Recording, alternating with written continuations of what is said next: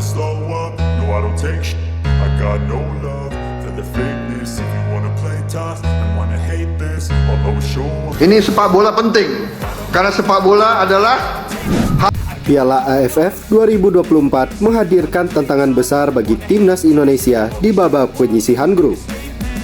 Fokus publik kini tertuju pada duel mendatang melawan Vietnam yang dijadwalkan pada 15 Desember di Stadion Fitri.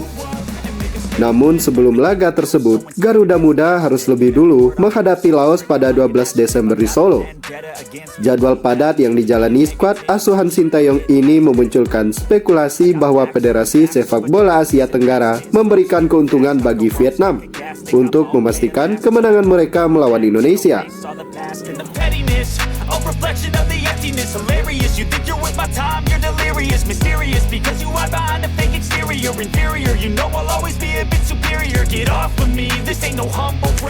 Seperti diungkapkan oleh media lokal, Vietnam The Tao 247. Vietnam mendapatkan waktu istirahat selama lebih dari sepekan setelah laga pembuka melawan Laos. Hal ini berbeda dengan Indonesia yang harus menjalani 3 pertandingan dalam waktu hanya 1 minggu. Selain itu, perjalanan menuju Vietnam yang memakan waktu 3 hari dan perbedaan cuaca antara Indonesia yang panas dan Vietnam yang dingin menambah tantangan bagi tim Garuda. Meski demikian, Sintayong tetap optimis. Pelatih asal Korea Selatan ini memahami kelemahan timnya dan berkomitmen untuk memperbaikinya.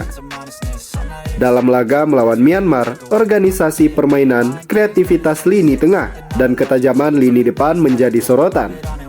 Penguasaan bola hanya mencapai 47%, dengan minimnya kontribusi dari lini tengah yang membuat serangan sering terhenti.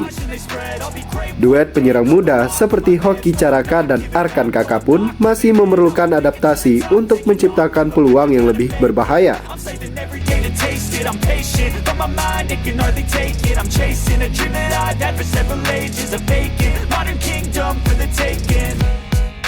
Now that I've been put through, I never got anyone's help.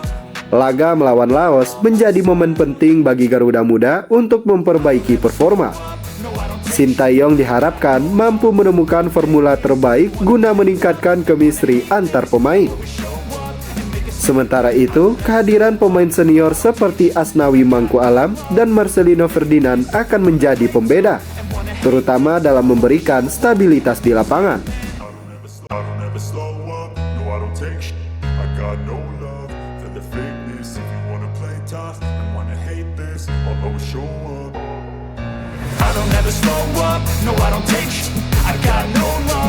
Dukungan pemerintah terhadap timnas Indonesia juga memberikan angin segar.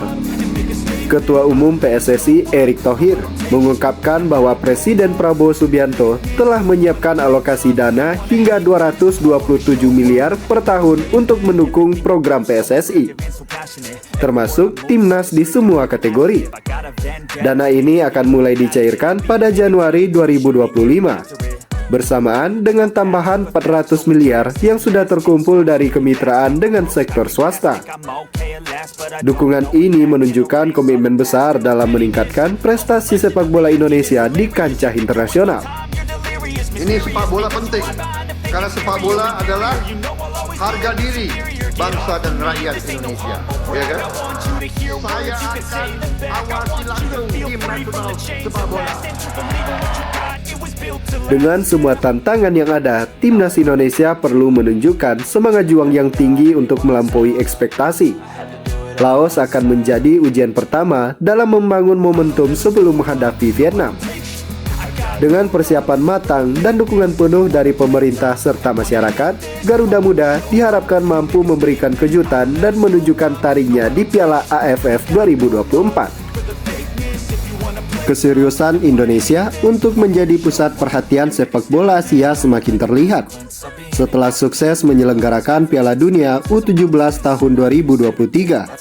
Kini, Indonesia resmi masuk dalam proses bidding untuk menjadi tuan rumah Piala Asia 2031. Ketua Umum PSSI Erick Thohir menyatakan optimisme tinggi bahwa Indonesia mampu menjadi tuan rumah tunggal turnamen sepak bola terbesar di Asia ini. Menurut Erik, pengalaman Indonesia dalam menyelenggarakan turnamen berskala internasional menjadi modal besar. Tidak hanya itu, Indonesia juga memiliki berbagai stadion berstandar FIFA, seperti Jakarta International Stadium, Stadion Gelora Bung Karno, Stadion Gelora Bung Tomo di Surabaya, hingga Stadion Manahan di Solo. Infrastruktur ini menjadi bukti bahwa Indonesia mampu menyediakan fasilitas kelas dunia bagi para pemain dan penggemar sepak bola. Selain fasilitas, dukungan penuh dari pemerintah dan antusiasme masyarakat menjadi nilai tambah. Keberhasilan Piala Dunia U17 menunjukkan bahwa Indonesia tidak hanya mampu dari sisi teknis, tetapi juga dalam menggerakkan ekonomi lokal melalui sektor pariwisata dan infrastruktur. Jika Indonesia berhasil memenangkan bidding ini, ajang tersebut diyakini dapat mempercepat perkembangan sepak bola nasional dan menempatkan Indonesia di peta sepak bola global. Presiden tidak mau kita terkucilkan dari peta persepak bolaan dunia. Saya tentu akan berusaha keras memastikan transformasi sepak bola Indonesia ini terjadi. Kabar ini juga mendapat respon positif dari berbagai pihak, termasuk penggemar sepak bola Thailand. Banyak yang menilai Indonesia layak menjadi tuan rumah, mengingat rekam jejaknya yang bersih dan stadion yang berkualitas. Bahkan, komentar dari penggemar internasional di media sosial menunjukkan dukungan besar terhadap langkah Indonesia. Namun, ada tantangan yang harus dihadapi. Pengelolaan fasilitas yang berkelanjutan, peningkatan kualitas kompetisi domestik, dan manajemen penonton menjadi pekerjaan rumah yang harus segera diselesaikan. Dengan dukungan penuh dari pemerintah dan kerja keras dari seluruh elemen sepak bola, peluang Indonesia untuk menjadi tuan rumah Piala Asia 2031 semakin terbuka lebar. Menjadi tuan rumah Piala Asia 2031 bukan hanya tentang menyelenggarakan turnamen besar, tetapi juga kesempatan untuk memperkuat citra bangsa, mendorong pertumbuhan ekonomi, dan menjadikan sepak bola sebagai katalisator perubahan di berbagai sektor. Jika berhasil, ini akan menjadi tonggak sejarah baru bagi sepak bola Indonesia dan Asia secara keseluruhan. Sambil menunggu hasil bidding, fokus Indonesia kini tertuju pada Piala Asia 2027 di Arab Saudi, di mana tim Garuda akan bersaing dengan kekuatan terbaik di Asia.